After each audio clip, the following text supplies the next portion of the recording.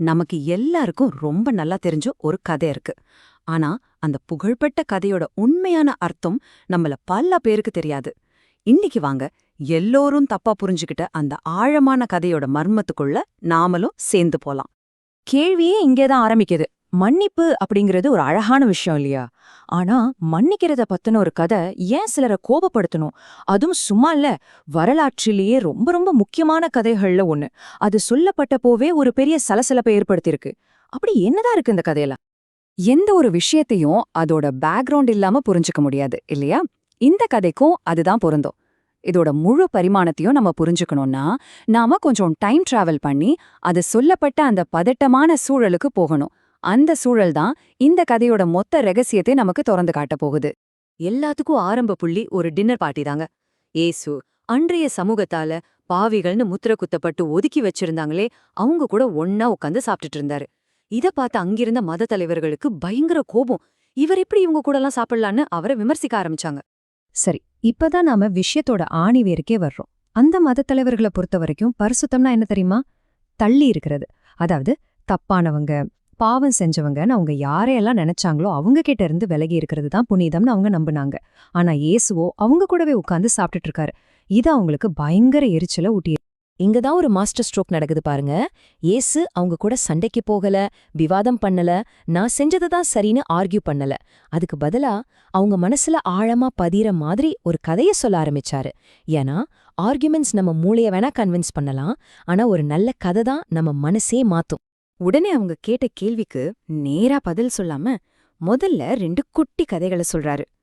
ரெண்டுமே காணாம போறத பத்தின குட்டி கதைகள். இது அவரோட பதிலுக்கான ஒரு அருமையான பில்டப். இந்த 2 கதைகள்லயும் பாருங்க, காணாம போறதுல கூட 2 வகை இருக்குன்னு சொல்றாரு. காணாம போன ஆடு அதுக்கு தெரிஞ்சே கூட்டத்தை விட்டு விலகி போச்சு. ஆனா காணாம போன நாணயம் அது தொலைஞ்சு போனது கூட அதுக்கு தெரியாது. அது ஒரு ஜடப்பொருள், அதுவா ஒன்னும் பண்ண முடியாது. ஆனா 2 கேஸ்லயும் அதோட ஓனர் சும்மா இல்ல, விடாபிடியா தேடி கண்டுபிடிச்சு ஒரே கொண்டாட்டம். இந்த 2 குட்டி கதைகளோட முடிவுலயும் ஒரே ஒரு மெசேஜ் தான். ஏற்கனவே பத்திரமா இருக்கிற 99 பேரை விட காணாம போய் திரும்ப கிடைச்ச ஒருத்தருக்காக தான் பரலோகம் பெருசா கொண்டாடும். இங்க முக்கியம் என்னன்னா, தொலைஞ்சு போனது திரும்ப கிடைக்கிறது தான். நான் ரொம்ப கரெக்டா இருக்கேன்னு சொல்றதில்ல. இப்போதான் மெயின் பிக்சருக்கே வராரு இயேசு. இதுதான் அவரோட வாதத்தோட உச்சகட்டம். 3வது கதை. நம்மள பல பேரு இத தி ப்ராடிகல் சன், அதாவது ஊதாரி மகன் கதைன்னு கேள்விப்பட்டிருப்போம். ஆனா உண்மையில இது அதை விட ரொம்ப ரொம்ப ஆழமான ஒரு கதை. இளைய மகனோட கதை இதுதான். அப்பா, நீங்க இருக்கீங்களோ இல்லையோ, எனக்கு என் பங்கு சொத்து இப்பவே வேணும்னு கேக்குறான். பாருங்க, உறவு வேணாம், ஆனா உரிமை மட்டும் வேணும். வாங்கின சொத்தை எல்லாத்தையும் அழிச்சு கடைசியில பன்னி மேய்க்கிற நிலைமைக்கு வந்து நிக்கிறான்.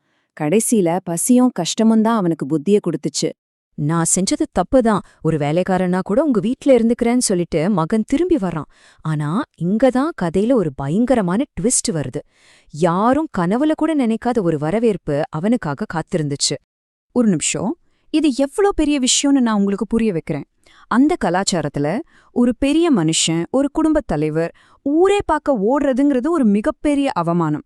ஆனா இந்த தந்தையோ தூரத்துல மகன் வர்றத பார்த்ததுமே தன் ஸ்டேட்டஸ், கௌரவம் எல்லாத்தையும் காத்துல பறக்க விட்டுட்டு ஓடுறாரு. சமூக விதிகளை விட அவருக்கு மகன் மேல இருந்த அன்பு தான் பெருசா தெரிஞ்சது. தந்தை கொடுத்த ஒவ்வொரு பொருளுக்கும் ஒரு ஆழமான அர்த்தம் இருக்கு. அந்த விலையுயர்ந்த அங்கி அவனோட இழந்த மரியாதையை திருப்பி கொடுத்துச்சு. கையில போட்ட மோதிரம் அவன் இன்னும் அந்த குடும்பத்தோட அதிகாரிதான்னு சொல்லுச்சு. கால்ல போட்ட செருப்பு அவன் அடிமை இல்ல, இந்த வீட்டு மகன்னு உரக்க சொல்லுச்சு. மொத்தத்துல, நீ இனிமே ஒரு கூலிக்காரன் இல்லடா, நீ என் ராஜா மாதிரி, என் மகன்டான்னு உலகத்துக்கே சொல்ற மாதிரி இருந்துச்சு அந்த வரவேற்பு. நம்மள நிறைய பேரு கதை எங்கும் முடிஞ்சிருச்சுன்னு தான் நினைப்போம். ஆனா வெயிட் பண்ணுங்க, அசல் கதையே இனிதான் ஆரம்பிக்க போகுது. இந்த கதை தப்பிப்போன மகனை பத்தி மட்டும் இல்ல, தப்பாம வீட்லயே இருந்தானே அந்த மகனை பத்தியும் தான். அப்போ இந்த கதையில வர்ற அந்த அண்ணன் யாரு? அவன் வெறும் ஒரு கேரக்டர் இல்ல, அவன் ஒரு சிம்பல். ஆரம்பத்துல இயேசுவை பார்த்து பாவிகளோட சாப்பிடுறாரேன்னு கோபப்பட்டாங்கல, அந்த மதத்தலைவர்களோட கண்ணாடி பிம்பம் தான் இந்த அண்ணன். அவ உடம்பால மட்டும்தான் அப்பா கூட இருந்தான், மனசால ரொம்ப தூரத்துல இருந்தான். தம்பி வந்த சந்தோஷத்துல அப்பா பார்ட்டி வைக்கிறத பார்த்து அவனுக்கு கோபம் தலைக்கு ஏறுது. நான் இத்தனை வருஷமா ஒரு தப்பும் பண்ணாம உங்க கூட இருந்தேனே, எனக்கு ஒரு நாள் கூட நீங்க இப்படி ஒரு பார்ட்டி வச்சதில்லையே, ஆனா சொத்தையெல்லாம் அழிச்சிட்டு வந்தவனுக்கு இவ்ளோ பெரிய வரவேற்பான்னு பொங்குறா.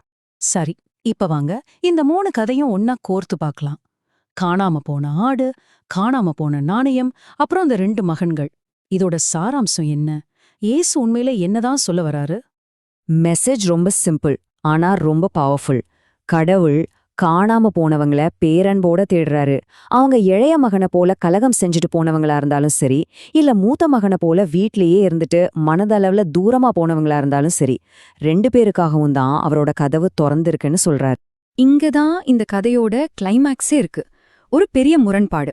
அந்த அண்ணனுக்கு, அந்த மதத்தலைவர்களுக்கு அந்த தந்தையோட செயல் ஏன் அநியாயமா தெரிஞ்சது? ஏன்னா எப்போ ஒருத்தர் நான் கஷ்டப்பட்டு சம்பாதிச்சேன், நான் செஞ்ச புண்ணியம் இது ஏன் தகுதின்னு நினைக்க ஆரம்பிக்கிறாங்களோ, அப்போ தகுதியே இல்லாத ஒருத்தருக்கு கருணை காட்டப்படுறது பார்த்தா அது அவங்களுக்கு அநியாயமா தான் தெரியும். கதை முடிஞ்சு போச்சு.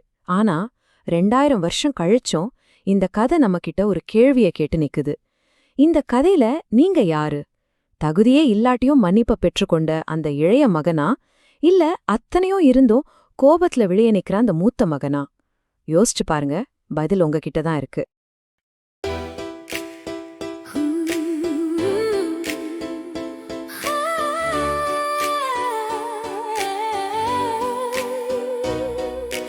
இழந்ததை தேடும் அன்பு இது, வானமே பாடும் சந்தோஷம் இது. ஒரு மனம் திரும்பினால் போதும், தேவன் மகிழும் அந்த நிமிடம் இது.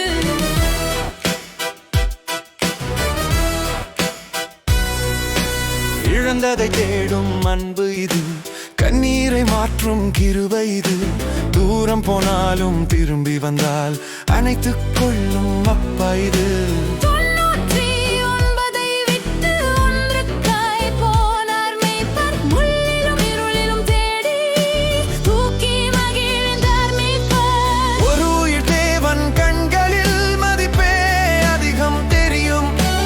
ஒரு மனம் திரும்பினால் மட்டும் வானம் முழுதும் களிக்கும். இழந்ததை தேடும் அன்பு இது, வானமே பாடும் சந்தோஷம் இது. ஒரு மனம் திரும்பினால் போதும், தேவன் மகிழும் அந்த நிமிடம் இது. மௌனமாய் விழுந்த நாணயம் தன்னை அறியாது கிடந்தது. விளக்கை ஏற்றி வீடு முழுதும் தேடிய அன்பு ஒளிந்தது. கண்டதும் கூவி அழைத்தாள், மகிழுங்கள் என்றாள் அன்போடு. ஒரு பாவி திரும்பும் நேரம், வானம் மகிழும் ஆனந்தமோடு. இழந்ததை தேடும் அன்பு இது, வானமே பாடும் சந்தோஷம் இது. ஒரு மனம் திரும்பினால் போதும், தேவன் மகிழும் அந்த நிமிடம் இது.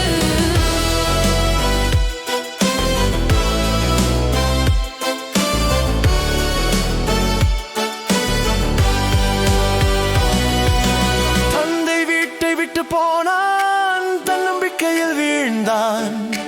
பசிக்குள் உண்மை புரிந்ததும் அப்பா என திரும்பினான். தூரத்திலே பார்த்தவுடனே ஓடி வந்தார் தந்தை.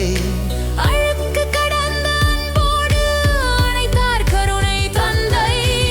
இழந்ததை தேடும் அன்பு இது, சங்கியை உடைக்கும் கிருபை இது. சேவகர் இல்லை மகன்தான் என்று சொல்லும் அன்பு இது. வெளியே நின்ற கோபமனம் கிருபையை புரியவில்லை. உழைப்பால் எல்லாம் கிடைக்கும், அன்பின் விலை தெரியவில்லை. அவனுக்கும் சென்றார் தந்தை, என்னோடு நீயும் மகன். கிருபை எல்லோருக்கும் என்று கூறினார் அன்பு தந்தை. இழந்ததை தேடும் அன்பு இது, இயேசுவின் இதயம் இது. நீயும் நானும் திரும்பினால் வானமாடும் நடனம் இது. மகிழுங்கள், பாருங்கள், ஒரு மனம் திரும்பினால் தேவன் மகிழும். இதுவே சத்தியம்.